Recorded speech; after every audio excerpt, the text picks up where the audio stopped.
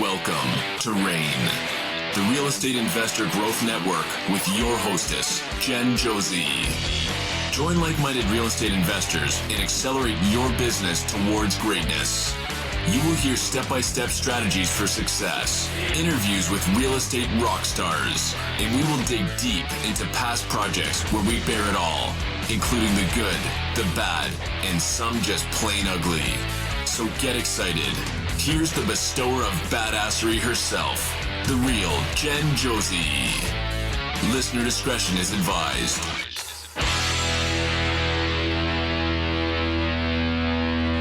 Hi, and welcome back. I'm Jen Josie, creator of REIN, the Real Estate Investor Growth Network. Whoop, whoop. On today's episode, we have a guest that will be sharing their badassery. But before we begin, here's today's badassery bestowment, my little badass gift to you. Today's topic is accountability groups. Much of my success is attributed to the people I keep close, also known as my tribe. I have been meeting with a group of real estate investors every other Thursday for over 5 years. Some faces have changed, but the core group is the same. During our lunch meetings, we discuss local ongoings in the market, contractors, wholesale deals, and more. At some point, we all share the goals we are currently working on. Studies show that people who write down their goals have a 42% chance to achieve those goals. It jumps to 78% more likely to achieve those goals when you tell a friend, or in my case, my accountability group. I first started this group after I left corporate America because I desperately missed the water cooler talk with my coworkers. These biweekly meetings have turned into so much more. So, if you are looking to achieve some serious goals, create an accountability group to ensure your success. Now, on to today's episode of the Real Estate Investor Growth Network podcast. We have with us total badass Corey Griffin. Corey began his real estate investing journey in San Fransisco and then moved to Savannah, where he hosts Savannah REI Nights Meetup. Corey worked with Fortunebuilders, helping hundreds of newer investors get started in their real estate career. He now virtually wholesales in different markets throughout the United States and enjoys teaching others how they can do the same. So, welcome to the show, Corey. Hey, thank you for having me. I'm excited to be on. Oh my goodness. You are a new friend of mine, and I'm so very impressed with you. And I am just thrilled to have you on the show. You do some pretty amazing things. But before we start getting into all that, where did you first get started in real estate? You were in San Francisco? Yeah. I first got started in real estate in San Francisco in the Bay Area. Me and my father had a cleaning service. And I always wanted to get involved in real estate. I took my test after high school in Savannah, Georgia, and didn't pass that test. But I did learn from a guy that was teaching the class. He said, man, one thing you don't want to do is take these investors around, because you'll take them to lunch and then they'll waste your gas. They'll look at the properties and then they'll buy the houses behind. And I was like, you get free lunch? I was just like, whoa, this is, I'd like to do this. So I wanted to become an investor. A guy at that event, like a lot of investors, he recommended Rich Dad Poor Dad, a guy that was sitting. I don't even know who this guy was. He's like, and I went to the library. Not to the library, went to the bookstore, Barnes and Noble or whatever. And I purchased that book, read it, and, just started following my spirit. And when I moved out to San Francisco to run a business with my dad we were a green cleaning service in San Francisco. So it was like, to me, revolutionary, right? People were not cleaning their house with green products or caring about their household environment and the toxic chemicals that they were using.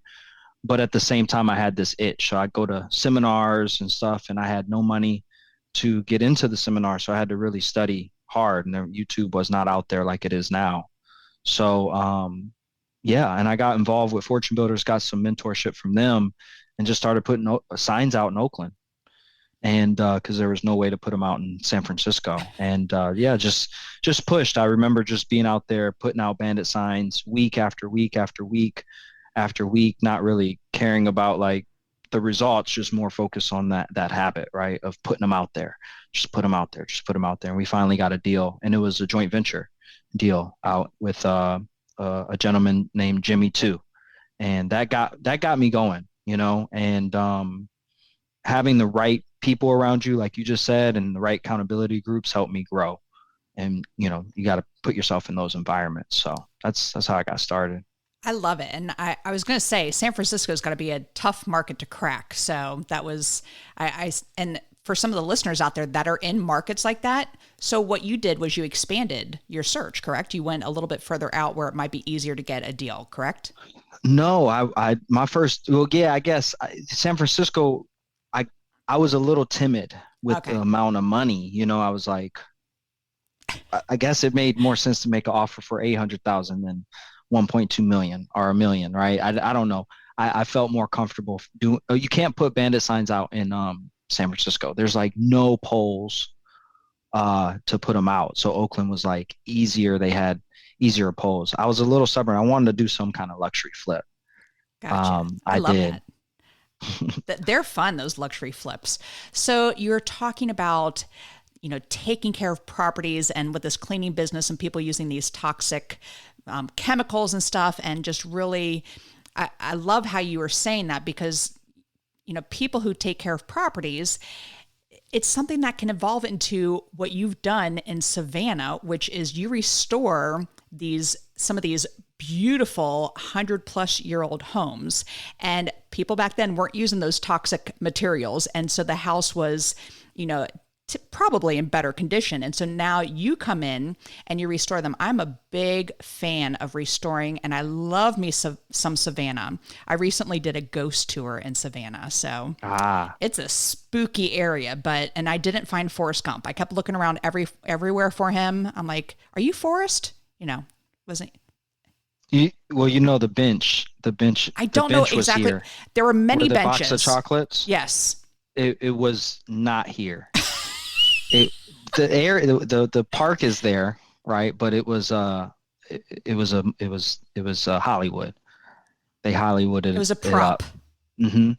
But the area, people still take pictures right there. Okay. So next time you come, I'll show you. All right. I looked all over for that damn bench. So, but before we get into your awesomeness, I like geek out when I hear about historic homes and stuff. So you recently renovated a property and you bird it actually, and you've kept it and you are using it to put some renters in. Explain to the audience, first of all, what a burr is, but then the challenges of it being a historic home. I think this is so cool. So do you know who this is a little off and then I'll get back. Do you know who Gucci Mane is? I don't. Okay, great. So Gucci Mane is a rapper out of Atlanta. I'm much older than you. And he has, so that's okay. You might have known. And he has an ice cream cone on his face. Very intelligent guy. Trust me. And it says Burr. And I never knew, right? I never knew what he meant. But Burr is buy it, renovate it, rent it out, and then refinance it. And then obviously repeat it. Mm-hmm. Right. So that's what those R's can stand for. And we purchased a property in the middle of the pandemic. So when everything was going crazy in 2020, and got it in contract. It was a duplex. We were wholesaling a ton of deals at the time, and we were not doing any flips. And this one came and I said, ooh, here's a cherry pick opportunity.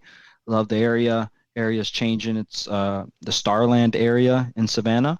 And so we were able to purchase it. And then I said, oh, it's in the historic district.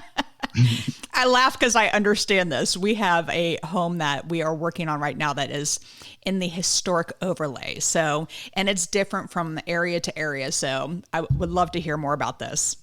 Yeah. And I was like, okay, from what I understand from, working with coaches and getting mentored and stuff, like the last thing you want to do is piss off the city. And try to go around them. Mm-hmm. I've just heard nightmares of work orders being shut down. It's one thing to get shut down because it's just, why people get shut down. They don't comply. Right. Correct. And so, it just took a little bit of more time, but it was all good. And I think, I was super blessed to have coaching where they said, reach out to code enforcement, to the city, to the planners, just reach out to them, put them all on one email so they all can see it accountability wise, and just say, I'm a local investor. I want to do the right thing. What is it that I can do? Can you guys point me in the right direction? And then I had to do this thing called sit at my computer and read.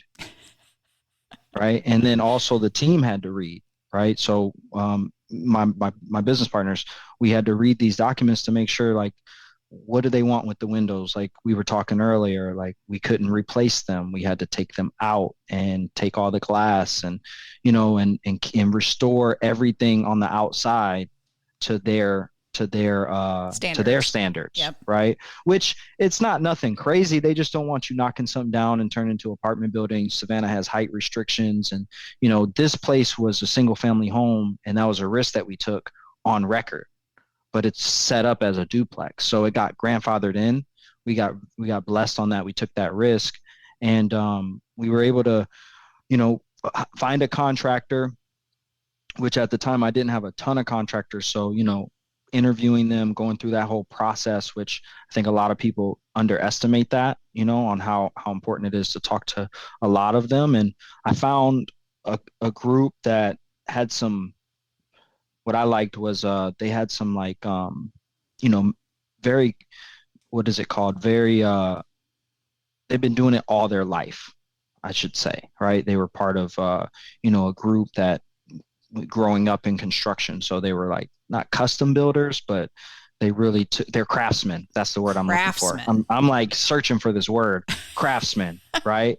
And they did a phenomenal job, right? It took a little longer. Have you had any projects that don't take as, Never. that just, you know what I mean? Like it took like a little longer than what we expected, but they did a great job. And we were able to get through the city, learn the process, took some L's, some lessons like, oh, what do you mean we got to put a metal roof and not shingles? Right. Yeah. Okay. So now we have to adjust that budget, right? Things like that. Oh, you mean we have to tell you how the stairs are going in the back. So we have to get that approved. And so there's these little things that you can learn, and then you get better at them, So one thing that we were talking about before I hit record was, in Raleigh, we just have what's called a historic overlay. And exactly like you said, I just read and tried to figure out what exactly we could or couldn't do. But you in Savannah have something even beyond that called a preservation committee. And there are actual people there. And that scares the hell out of me. And how did you approach that situation? Yeah. I mean, we called them, and, we got on a call, and, not everybody's going to be nice, and luckily they were nice, but, not everybody is. So you just be nice. You can't go wrong with just being a nice person.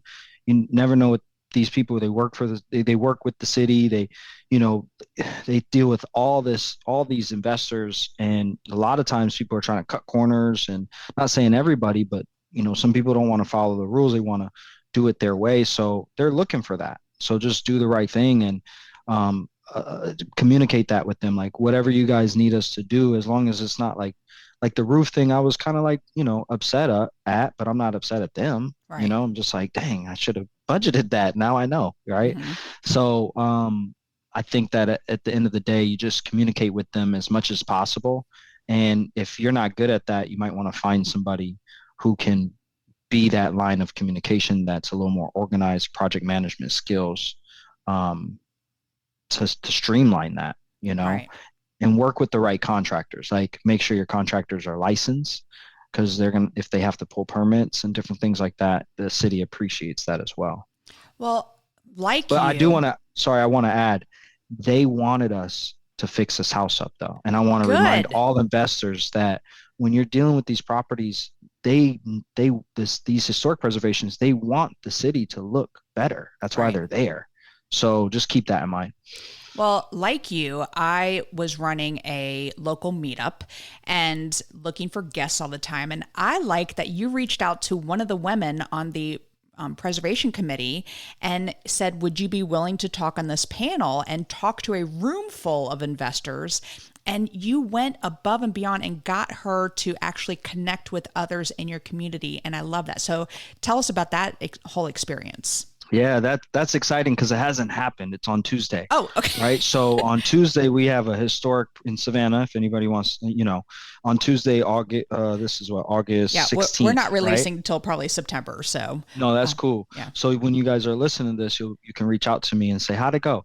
Perfect. And I figured she was at the property doing a site visit, and I was like, I'm having one come up. So why don't we I asked her. I reached out to her and via email, and she said, yeah, I'd love to. And then we're also using a company called Repurpose Savannah, where they go in and they actually take away and deconstruction, reuse the wood and recycle the wood. And it's a woman-owned kind of collective where they give back to women to work in the industry, in a very male dominant industry, to do something. It's very construction oriented. So learning about them, because we have to comply with certain woods, not just like, you can't just put like a door from Home Depot, you have to put certain woods and different things. So we're going to repurpose because they have wood that they might've took from this property and turned it into slabs and different things in that nature. So I have them on the panel, and then Ethos Preservation, which is a company in Savannah that they work with investors like us, who helps with historic tax credits, taking you through the process. And I didn't work with them, and I've never worked with them. So I'm very curious about how historic tax credits work, because I don't want to deal with that. It feels like a whole nother step. I'm just trying to get my money, get my lender their money, and get out and move on to the next deal. You know what I mean? So I'm curious to see how their process works too. So it was a learning opportunity for me as well. That is fantastic. And I love that it's a woman-owned business. Very cool. And I wish we had something like that here in Raleigh, because we have 2 homes that are about 100 years old. And there are times where I'm taking out the weights from the windows on one of our projects that we can replace the windows, and we're trying to make it more energy efficient. It makes a little bit more sense for this one property. But we had these older windows with the weights that they used to have. And I'm like, I'm sure someone can be using this and repurposing this. And I just had nowhere to go. So I love that Savannah does that. And I appreciate you letting me geek out on this, because I'm a huge fan of old homes, and that's not even why you're coming on this episode, but I thank you very much for letting me geek out. It's cool.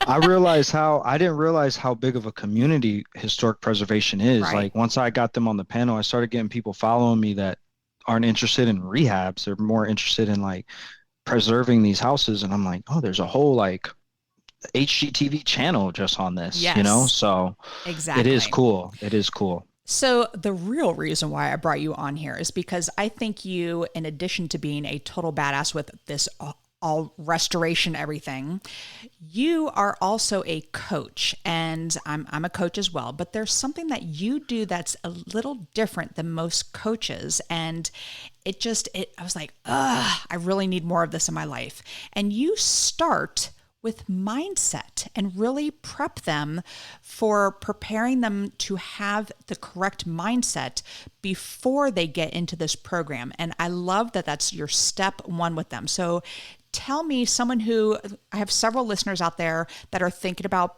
purchasing and paying a shit ton of money for an education program, but what should they do with their mindset? Yeah, well, Tony Robbins is phenomenal, right? Yes. And a lot of people, I think that's the first thing they think of when they think of like mindset, and then they go rah. Like, I don't need rah, especially like people like myself, who's pretty serious. Like, I'm not coming here to get pumped up. I can motivate myself and all that, right? I do roll my eyes when they're like, everybody stand up and let's do that. And I'm like, oh my God, I'm tired. Yeah. So I think that's what people think when you hear the word mindset, yes. Right? And so when I'm working with somebody one-on-one, I'm doing like a one-on-one type of coaching, and we're working throughout the months.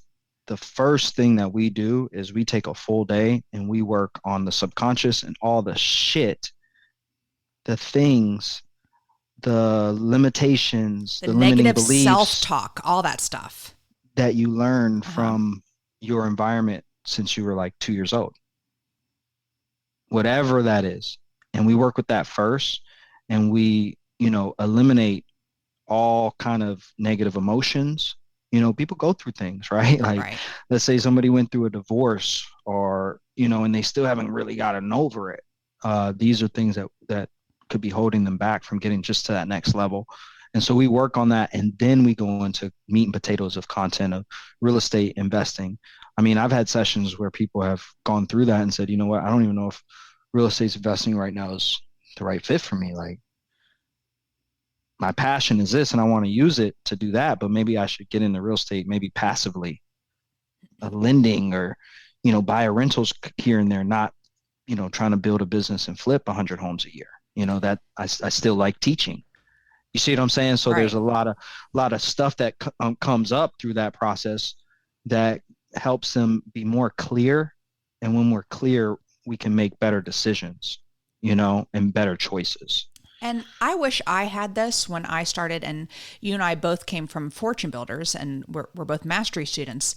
And I remember, like, I was scared to death to pay them what I paid them. And we did the $30,000 level. And I'm like, oh my God, I cannot tell anybody I did this, because I was raised, and that was a limiting belief for me. I was raised to, you go to school, you go to college, you work your ass off, you retire, then you die. So it was just one of those things where, what do you mean you want to quit a perfectly good job to do this real estate thing? Are you sure? And all of that, and family and friends in my ear. And so, like I said, when I made that decision, I was scared to death to even let anyone know. So in someone, in my situation like that, how would you handle that with their mindset? Well, we definitely would be asking some questions like, how is this a problem for you? Right. And sometimes it comes down to, have you ever spent $30,000 Right. on yourself for self-education and, outside of traditional ways, right? Sometimes that's the largest purchase. So, and then digging deeper into, where does that come from? Where is that really coming from? Because, as you know, what happened next? You had to go raise money for how many deals? Right, Right. exactly. So helping somebody reframe them, right? That's a technique, which is reframing them to say, hey, this is my first, maybe I have to raise the capital this first time. Maybe it came from a credit card, whether it came from my bank account or whatever. I have to get the money for my first deal, which is my education, right? Or, learning how to get involved and connect with a network of investors and things in that nature, right? And then after that, now I have the tools and the strategies to be able to go and maybe raise the $400,000 or the 200,000, or like in my case, raising $800,000 and on a property in Oakland, and Right. are making offers, I should say. I didn't raise any money on that deal, but making offers on these properties where I'm like, I have to raise the money if they say yes, Right. so how is that stopping you from moving forward, and digging deep into that and eliminating those limiting beliefs and putting in some liberating truths. Liberating truths. Woo, I like that. That is fantastic. So can we go just a quick little smidgen into that private money? Because you kind of opened a little segue here into that, because here I've invested $30,000, and then my next limiting belief was, who the hell is going to lend me money? Because I'm just learning how to do this myself. And it was just, Vance and myself, my husband Vance, like our first lenders were like, thank you so much for helping us out. And I had to like stop myself, because we are really helping them grow their money. And it was just one of those things. So how would you talk to someone about getting over asking people for money for private money lending? No, it's great. And the first step is to, realize that they have an issue with this money, Mm-hmm. right? So it's something that we got to bring up and talk about, and maybe go deeper into like, who taught you that? Right. But that's a session.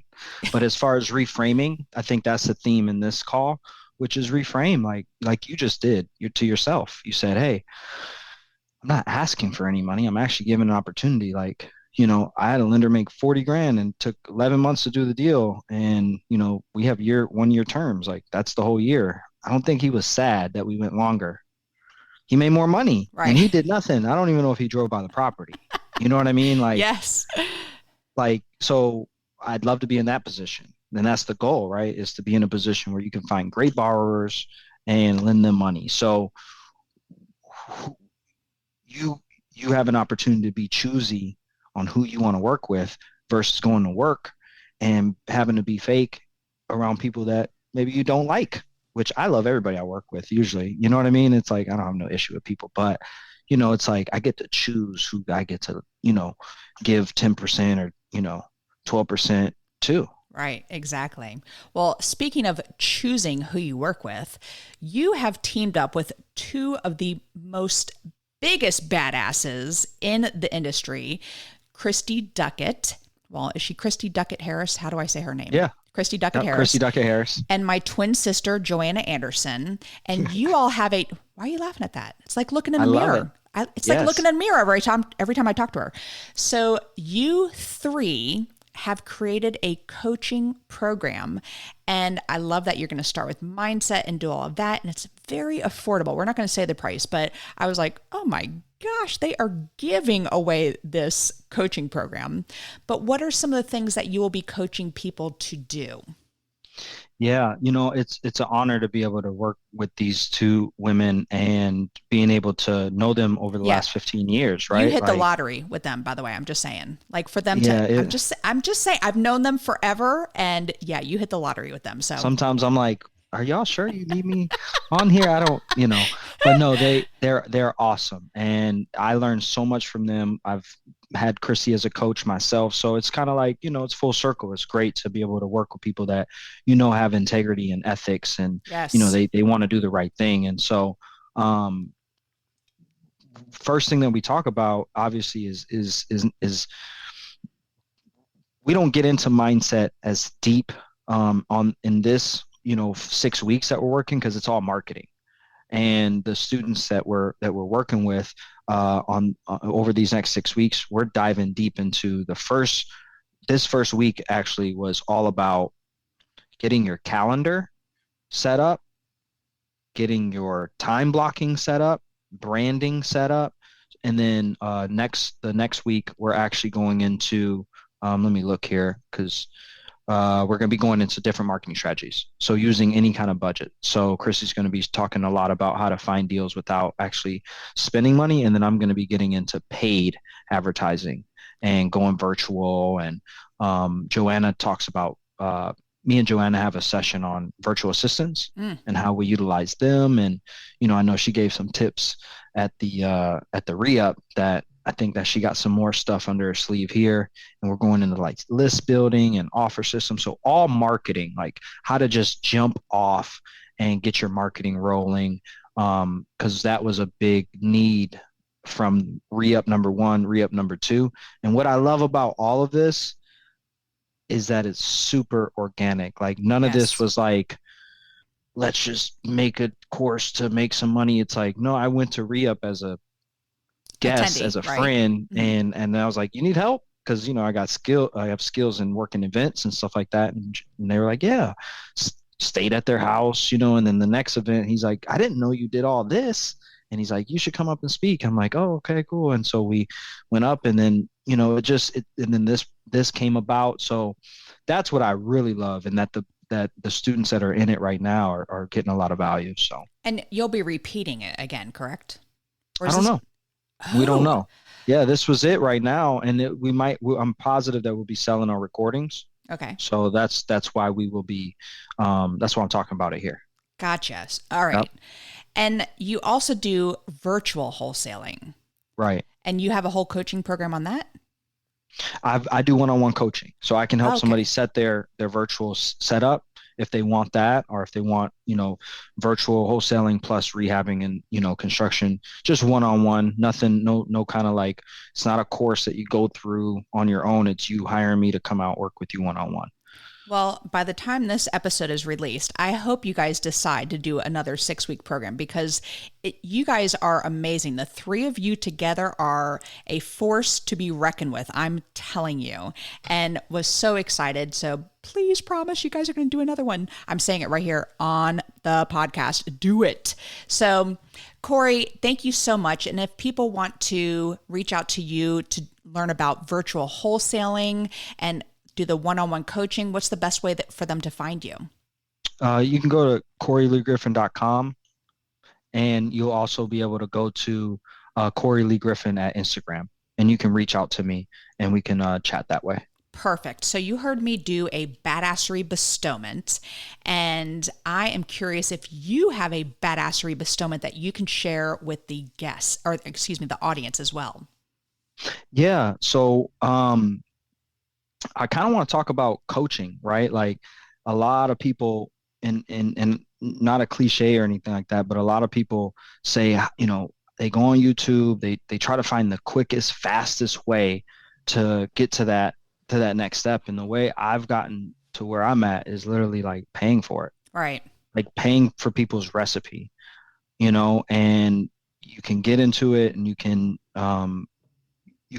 create your own kind of recipe, right? Or you can learn how to make gumbo from the best and then start tweaking it over time, but it's going to cost, and I would say like, no matter what, like, and another thing is like, having that accountability, paying somebody to hold you accountable, because nobody's just going to wake up one day and do it. So if you want to get fit, the best advice I have for somebody is to pay for a trainer up front for like the whole year, and have them knock on your door at 5 a.m. every day. And I guarantee you will see a change, unless you just don't answer the door, But that's the best advice I would say. That's the bestowment there, is to put yourself in a position where you're working with people that have been in your position and know how to get out of it. Because sometimes in order to get out of a hole, you got to stop digging. And I'm going to add a little bit to that, if that's okay with you. Please. There are time and time again where I'm having conversations with people who are just starting in real estate, and they're looking at a program that may cost $1,000, and they are hemming and hawing over that, just the amount, the $1,000. But what they're not thinking about is the education they're getting with that $1,000. And by them not investing it, they're going to be in the same place, the same time next year without having that. By investing in $1,000, they will be so much further in their new business than they were the year before. So I mentioned Fortunebuilders. I just did the $30,000 level. That was the $30,000 level. That was the lowest one at the time when we joined. And we made that back within 8 months and then some. Our first deal we made $50,000 off of. So it's one of those things where if we would have waited and said, oh, we can't afford the $30,000, we would have not invested in ourselves and not be where we are today. So Corey, did you just get like a 13 unit in contract, or like a 12 unit? I got a 12 unit under contract. Yes. I'm moving to commercial. Thanks for bringing that up. Up in Virginia. Yes. So that's, look at that. And you were not scared, but you were like, I can't even tell nobody, which was a good thing. You didn't tell nobody, because you told the right people, right? You got around the right people, and you want to share your goals just with the right people. That's right. Correct. Know who to share them with. Yes. There are certain things I can't even talk about with my family because don't talk about money. Don't talk about so we're. It's the F word. What's that? It's the F word. Finances. We don't talk about that. Yeah. Oh no. Yeah. All right. Well, Corey, you have been fantastic. And the second half of the podcast is what makes you a badass. And before podcast, I send out a questionnaire, and so people can tell me like certain topics they want to hit. But in there on yours, I wrote the ending questions, what makes you a badass?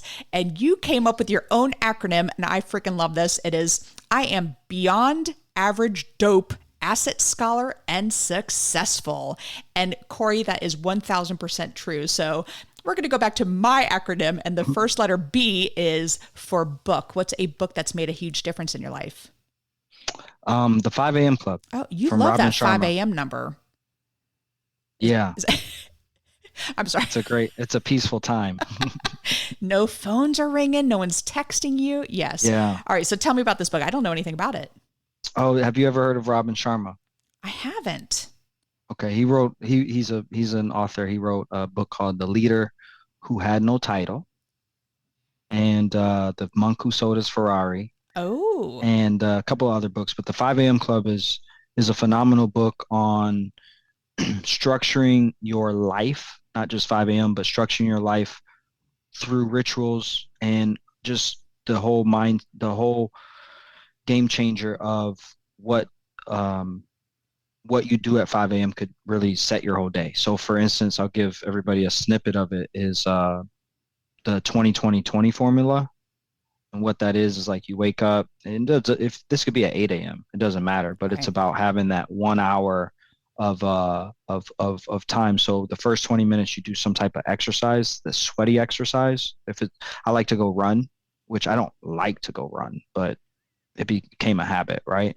And so when you do some kind of sweaty exercise, you actually lower, and it's for 20 minutes, you lower your cortisol levels, which Mm-hmm. actually helps with releasing fear and stress. So like if I'm making offers on houses, like my fear level of making that offer, or if I'm dealing with sellers and things, like it's just lower when raising money. All that stuff is lower when I'm handling my business in the morning. And then the second 20 minutes is that's move. It's called move. The first 20 minutes. Second 20 minutes is reflect. And so you take whatever you choose. If you want to pray, if you want to meditate, if you want to read I don't know. Do you have a journal? I do have a journal. Yes. When was the last time you went back and just like read your notes for 20 minutes? Ooh, I So like haven't. going back and just like reading your journal notes, or like journaling, or meditating, or, all that, like taking just time to reflect, or just sitting in silence, drinking your coffee, listen to some jazz, right? For just 20 minutes, throw the timer on. And then the last 20 minutes is learn. So whether it's a podcast, some kind of educational piece, I'll read a book. Right now I'm reading Atomic Habits. So like just like things like that, like, or I might take 20 minutes to do something like just on my own, like learn about, how to drive cross country or something, because that's something I'm planning. But yeah, so that is a big part of it. And then having some kind of deconstruction of your day. And he just breaks it down and he writes in stories. So if you're very like, it's a business book, but it's a story. I love that. And so I like it. It's a great book. And Robin Sharma is a phenomenal guy that's helped me a lot in my life. I appreciate that. I'm going to have to check that one out. I've never heard of that author. So thank you for sharing. The first I could talk about that stuff all day long. It's like, it's good. People need it. And Atomic Habits is so good too. Yeah, it is. That's a great book. All right. The first A in Badass is advice. What's the best piece of advice you've ever received? I've so change begins from within. Okay. And once you change, your environment changes. So like you and your environment are one. And I'm not just saying like you could be in a certain environment, but when you change, everything in that environment could change. And it's so hard for some people to actually see that. Let's say you live in a poverty-stricken neighborhood, right? And you want change. Well, the first thing you got to do is start changing inside within, like starting with the 5 a.m. club. Right. Like if you wake up at 5 a.m. versus going to sleep at 12 a.m., you could see a lot of changes in who actually you see when you walk outside. Right. So that right there came from Daisaku Ikeda, who's just a Japanese like Buddhist philosopher. And it was real hard for me to take that, because I've grew up where it's like you are a product of your environment. Mm-hmm. So it's the exact opposite of that, where it's like, no, your environment is a product of whatever's within you. Oh, So that was really hard for me and I still deal with that now, right? Like there's still that next level of trying to get to, but that's the best advice. And yeah, just true happiness. It comes from overcoming obstacles. Just a picture and imagine that you run away from all the things that are hard, how like happy would you really be? Like you'd be probably depressed, right? Because it's like I didn't overcome any of this stuff. It's like, but once you overcome something, whatever the obstacles like in our business and stuff, like those checks are so much sweeter when those deals are like, oh my God, ugh, goodness gracious, like this, is this deal was whoo, but I'm so glad that we made this amount, right? Well, Corey, I am almost 2 decades older than you, and you are so well beyond your years, and I just love it. This is why I was so excited to have you on here, because I coach younger people, and you inspire them. You are one of those people who can reach that. You're talking about the rapper who has the cone on his face. And I'm like, yeah, Gucci man. Gucci. So far beyond me, but by you talking and at your age and just being so, and I know you're older than you look, but I'm sure you have that connection so much more than people like me. And I'm just truly appreciative to have you in my life, and you're an inspiration to me as well. So thank you for that. Thank you. The D in badass is drive. What drives Corey to be successful? My family and just freedom, like freedom of not just freedom of choice. Like I know we live in America, so it's like, aren't you free? And but that whole rat race freedom, right? Just being able to, and we know, I mean, you and I both come from a cloth when it comes to like financial education that a lot of people don't have that experience being in circles like, the circles that we've been a part of. So, that kind of freedom is a whole different type of freedom than just being able the freedom of speech, which I believe in all that stuff too. But I do also believe in like making sure that there's a wall that nothing can penetrate financially. Well said. Very, very well said. And by being surrounded by these people, it's kind of like we pay for proximity as well, because even though, it's an expensive group to be a part of, they're only going to just lift us higher. So well said. All right. The second A in badass is aspiration. I am a big goal setter. So what is a goal you are currently working on? Well, outside of finishing up this 100-year-old house, right? Like we have milestones and things in that nature. But one of my big goals that I'm working on is, and I probably won't be on by the time this happens, but I'm going to do my first cross country drive over from the East Coast to the West Coast. So I'm doing going to drive from Savannah over to San Diego, back up to the Bay Area, stay up there for a little bit, and then drive back. And I have my dog with me.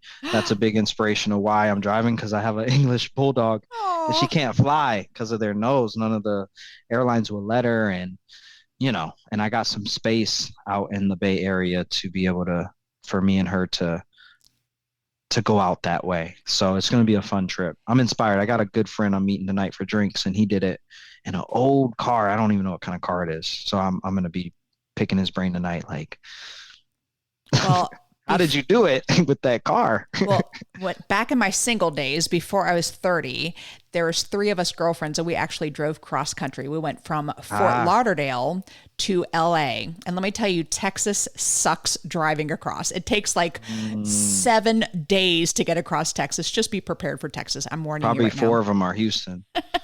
I mean, it's a very cool place. It was my first Chipotle I ever went to, and I've never looked back because I love me some Chipotle. But yeah, such a great experience, and that is so cool that you're doing it. And with your puppy dog, I'm a dog mom myself, so I love that. All right, my dad. I just want to share. My dad inspired me on stuff like this because he read the book. From Mike Michalowicz, the couple of his books, and the toilet paper entrepreneur. Okay. And one of the goals is to leave your business for like 2 weeks, leave it for a month, see what happens, like what holes you have to poke. And, so it allows us as entrepreneurs to kind of like take these breaks, to take a step back and be like, all right, what's going on? Like, yes. Okay, I got I'm needed here. I need to outsource some of this. So just want to throw that out there. Oh, thank you for saying that. Yes.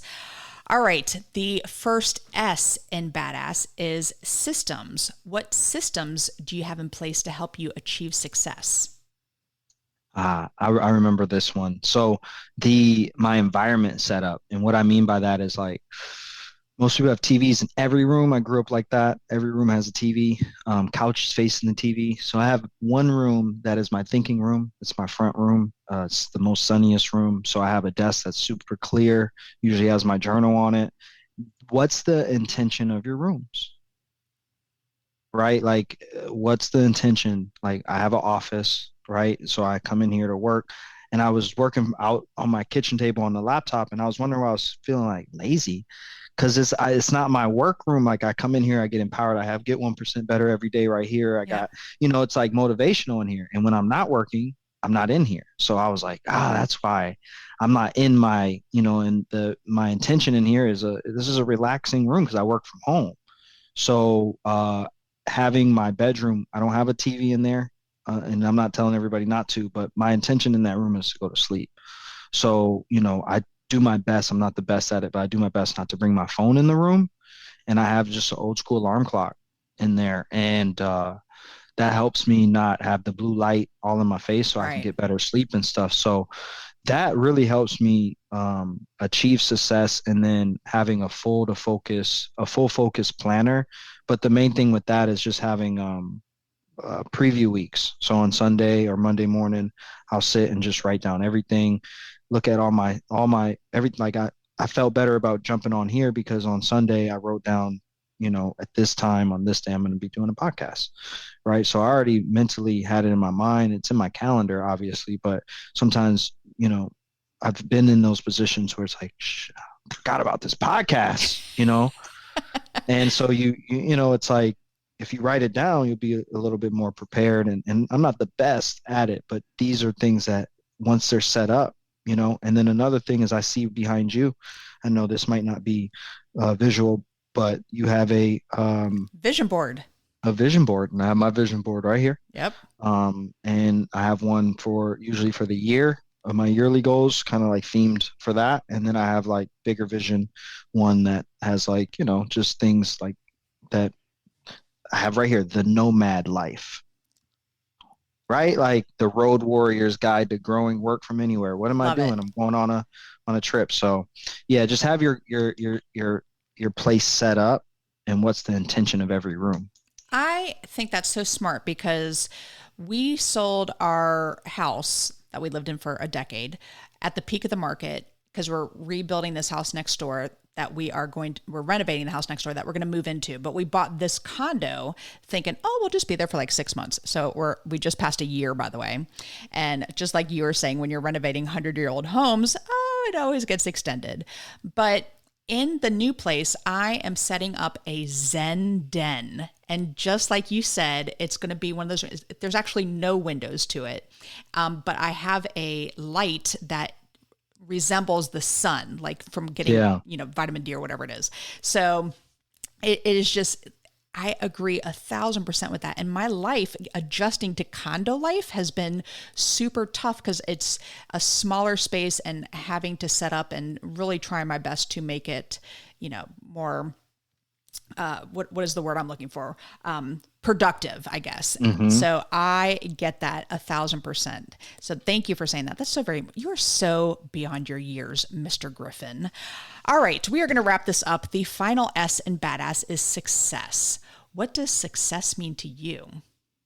So I don't make any of this stuff up. I learn it and then I like adapt it. I'm like, I like that. So I got this from a guy named Bill Bartman, and he's not around anymore. I heard this one time, maybe multiple times, but I've heard it the first time I heard it, it stuck with me, which is success means to me just something to do, someone to love, and something to look forward to. If you break it down to that, I think it's super important because we live in, I'm on technology a lot. I grew up on technology. So it's very, and I follow tons of real estate people. So it can get very like comparison. You can get very caught up in like, well, I want to do self-storages. You might not subconsciously, it might not be like you're competing or anything, but you just start getting caught up in like, there's so many ways to make money in these different ways of doing business in real estate specifically. So this always humbles me to remind myself, like, do I have something to do today? Like, yeah, I'm on a podcast. Do I have something to look forward to? I was looking forward to this podcast, right? I'm looking forward to finishing up this project. I'm looking forward to new deals. Do I have someone to love? Absolutely. I'm loved by so many people. I have so many people that I love as well. So, when I look at being successful, like, that's what it means to me. And whatever it means to you, find that out so that you can stay on your North Node and, not let your soul get swept up by everything else. This voodoo on the phones. That's what they call it. Well, my soul got swept up by you, Corey, when I met you. And I truly mean that. I just love everything about you, where you're headed in life, where you've been, and how you have just evolved as a very awesome human being. So, Corey, thank you for being on the show. One more time, how do the listeners find you? Thank you so much for letting me be on this show. I appreciate you letting me be on the platform, but it's Corey, Corey, Lee, Lee Griffin, Griffin, and that's .com. So, and you can also type it in with the @ symbol, and that'll be my Instagram. And that's the best way to find me. Reach out to me if you want to help with coaching, if you want to jump on our Jumpstart. We've already started it, but we will have recordings, and it's totally worth every penny, even with the recording. So, I'm looking forward to helping anybody that's the right fit. Well, I'm sure the three of you are going to be very successful in this first round, and I'm sure there will be many more. So, Corey, thank you, and thank you for listening. We will catch you on the next episode. Now go out there and share your badassery. And don't forget, make it a great day. Take care. Bye-bye. Whoop, whoop. Whoop, whoop. Whoop, whoop. Thank you for listening to REIN, the Real Estate Investor Growth Network. Be sure to subscribe on your favorite podcasting platform so you never miss an episode. If you need more badassery, you can follow Jen Josie by visiting therealjenjosie.com or become a member of REIN by registering on REINmastermind.com.